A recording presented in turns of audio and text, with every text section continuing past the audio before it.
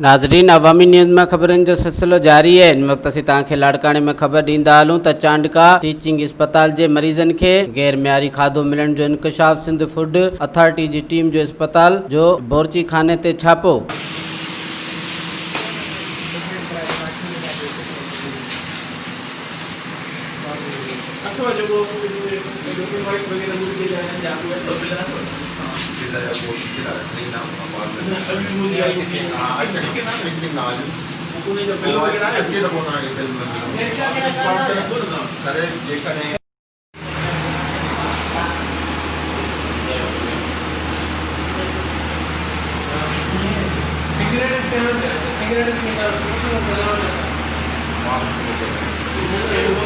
वधीक खबरनि ऐं तफ़सील जे लाइ विज़िट कयो असांजी वेबसाइट awaminews.hd.com ऐं ॾिसंदा रहो अवामी न्यूज़ HD।